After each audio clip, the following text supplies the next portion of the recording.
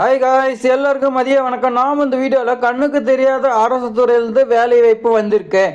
இந்த வேலை வாய்ப்பு பொறுத்த வரைக்கும் எந்த ஒரு எக்ஸாமினேஷனுமே கிடையாது, நேர்காணல் மட்டும்தான் சொல்லி கொடுத்துருக்காங்க. இப்போ 2027 எலெக்ஷன் வரதுனால ஒரு சில மாவட்டத்தில் மட்டும்தான் இந்த மாதிரி வேலை இருக்குது. அந்த மாவட்டத்துக்கு நீங்கள் விண்ணப்பிச்சிங்களா கண்டிப்பாக உங்களுக்கு வேலை கிடைக்கும். ஏன்னா இந்த மாதிரி வேலை வந்துக்குதுன்னு பல பேர்த்துக்கு தெரியாது. ஸோ நீங்கள் பார்த்தீங்கன்னா மிஸ் பண்ணிடாதீங்க. கல்வி தகுதியாக மினிமம் பார்த்தீங்கன்னா 12ஆம் வகுப்பு தான் கேட்டிருக்காங்க. அதிகபட்சமாக நீங்கள் டிகிரி எது வேணாலும் படிச்சிருக்கலாம். ஸோ மினிமம் பார்த்தீங்கன்னா 12th தான். அப்போ 12th படிக்காதீங்க யாருமே இருக்க மாட்டீங்க. ஸோ எல்லாருமே விண்ணப்பிச்சிருங்க.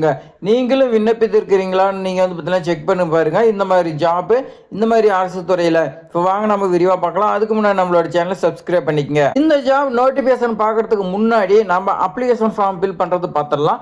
அப்ளிகேஷன் ஃபார்ம் பார்த்தா போஸ்ட், இந்த போஸ்ட் பார்த்தீங்கன்னா நோட்டிஃபிகேஷனில் இருக்கும், அதுதான் நீங்கள் எழுதணும். அப்ளிகேஷன் நேம், உங்களுடைய நேம் பார்த்தீங்கன்னா எழுதுருங்க. அடுத்து உங்களுடைய ஹஸ்பண்ட் நேமா இல்லை ஃபாதர் நேமே எழுதுருங்க.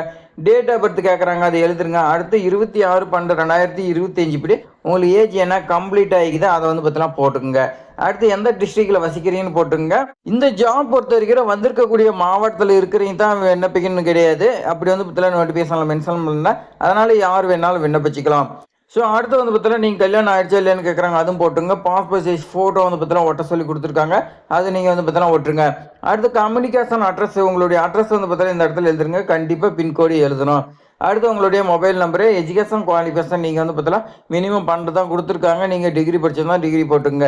அடிஷ்னலாக ஏதாவது குவாலிஃபிகேஷன், இந்த கம்ப்யூட்டர் கோர்ஸு வேறு எக்ஸ்ட்ரா பார்த்தீங்கன்னா ஏதாவது இருந்துச்சுன்னா நீங்கள் எழுதிக்கலாம். அடுத்து கம்யூனிட்டி, உங்களுடைய சாதி சான்றிதழ் பார்த்தீங்கன்னா கேட்குறாங்க, அதில் என்ன இருக்குதோ அதை பார்த்தீங்கன்னா பார்த்து எழுதிங்க. Details of work experience minimum பார்த்தீங்கன்னா 1 year எக்ஸ்பீரியன்ஸ் கேட்குறாங்க.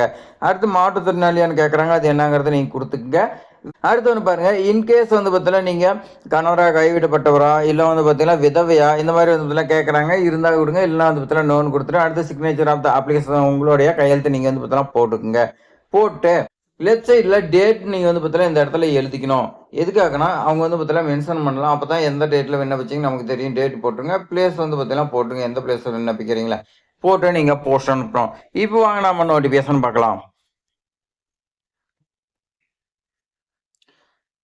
நோட்டிஃபிகேஷன் பொறுத்த வரைக்கும் குழந்தைகள் நலமற்ற சிறப்பு சேவைத்துறை எங்கே வந்திருக்கு பார்த்தீங்களா, கிருஷ்ணகிரி மாவட்டத்தில் தான் வந்திருக்கு.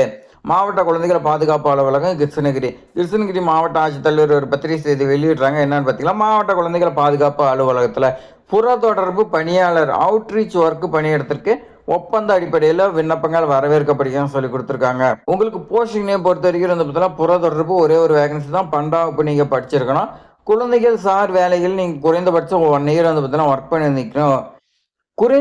குழந்தைகள் சார் வேலைகளில் குறைந்தபட்சம் 1 year நீங்கள் பார்த்தீங்கன்னா எக்ஸ்பீரியன்ஸ் இருக்குன்னு சொல்லி கொடுத்துருக்காங்க. விண்ணப்பிக்கிறதுக்கான வயது பொறுத்த வரைக்கும் 42 வயதிற்கு உள்ள இருக்கணும், அதுக்கு மேலே போக்குறான்னு சொல்லி கொடுத்துருக்காங்க. 26/12/2025 அந்த தேதிப்படியே உங்களுக்கு 42 வயசுக்குள்ள இருக்கணும். விண்ணப்பதாரர் தங்களுடைய புகைப்படத்துடன் கூடிய விண்ணப்பங்கள், உரிய கல்வி சான்றிதழ்கள், எக்ஸ்பீரியன்ஸ் சர்டிஃபிகேட் எல்லாமே நீங்கள் வச்சு 13/1/2026 மாலை 5 மணிக்குள் கீழ்காண முகவரிக்கு அனுப்பிட வேணும்னு சொல்லி கொடுத்துருக்காங்க. அது எந்த முகவரின்னு பார்த்தீங்கன்னா, மாவட்ட குழந்தைகள் பாதுகாப்பு அலுவலர், மாவட்ட குழந்தைகள் பாதுகாப்பு அலுவலகம், அறை எண் 100, 2nd floor, மாவட்ட ஆட்சியரகம், கிருஷ்ணகிரி மாவட்டம். உங்களுக்கு ஏதாவது டவுட்னா லேண்ட்லைன் நம்பர் கொடுத்துருக்காங்க, மொபைல் நம்பரும் கொடுத்துருக்காங்க. இதுக்கு நீங்கள் பார்த்தீங்கன்னா கால் பண்ணி கேட்டுக்கலாம். உங்களுக்கு அப்ளிகேஷன் ஃபார்ம் ஏதாவது தேவைப்படுச்சுன்னா கிருஷ்ணகிரி மாவட்ட ஆட்சித்தலைவர் வெப்சைட்டில் இருக்குது, அதில் நீங்கள் பார்த்தீங்கன்னா டவுன்லோட் செஞ்சுக்கொள்ளலாம்னு சொல்லி கொடுத்துருக்காங்க. குழந்தைகள் பாதுகாப்பு அலுவலகத்தை நேரடியாகவோ அல்லது தொலைபேசி மூலமாகவோ மேலும் தகவலுக்கு தொடர்பு கொள்ளுமாறு கேட்டுக்கொள்ளப்படுகிறேன்னு சொல்லி கொடுத்துருக்காங்க. இப்போ கரண்ட்ல கிருஷ்ணகிரியில இந்த ஜாப் மட்டும்தான் இருக்குது, வேற ஜாப் பார்த்தீங்கன்னா வரல. ஸோ இந்த வாய்ப்பு பார்த்தீங்கன்னா மிஸ் பண்ணிடாதீங்க. சில மாவட்டத்தில் வந்திருக்கு, அதெல்லாம் நான் பார்த்தீங்கன்னா 1 by 1 போடுறேன். நம்மளோட சேனலை சப்ஸ்கிரைப் பண்ணி வச்சுக்கோங்க. இந்த வீடியோ பயனுள்ளதாக இருக்குதுன்னு நினைச்சிங்களா, ஒரே லைக் பண்ணிங்க, உங்க ஃப்ரெண்ட்ஸ்க்கு எல்லாத்தையுமே ஷேர் பண்ணி விடுங்க. தேங்க்ஸ் ஃபார் வாட்சிங்.